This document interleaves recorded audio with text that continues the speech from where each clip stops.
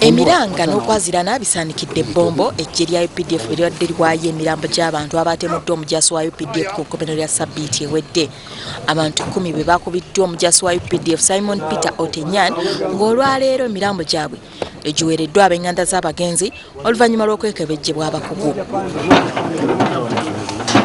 Atwala enkambi y'amagye y'e Bombo, Brigadier Hussein Ada wabadde awaayo emirambo gino avumiridde nnyo ekikolwa kino kyagambye nti kitandise okuvumaganya amagye g'eggwanga ate ng'eggye lino libadde lyafuna okuganja mu bantu. We have talked to them and they're staying with the soldiers.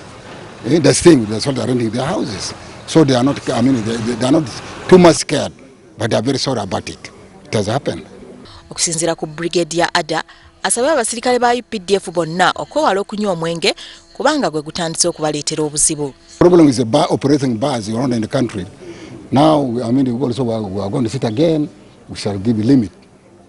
The bars in the town, whatever, this is the time. It started by now, or before midnight, might be closed. Abantu abafiiriddwa abantu baabwe bategeezezza nga batalina kintu kyonna kye basigazza ng'abantu baabwe abattiddwa be babadde babayimirizaawo mu buli kimu. Mpulira bubi okunyola kwa mukwano gwange Teddy tuva ku maaso munnange. Now when you look at these kids, that one and this one, I have nowhere now to take them to, but I will make sure I communicate with those in the village. They come on. Abantu obumu kutyerewo okudda waka nga batamidde omwenge mwaguteekawo guwoomera abantu naye gutta abantu bangi nnyo tugukooye. Wabula amagye g'eggwanga gategeezezza nga bwe bagenda okulabirira bamulekwa wamu n'okukola ku by'okuziika.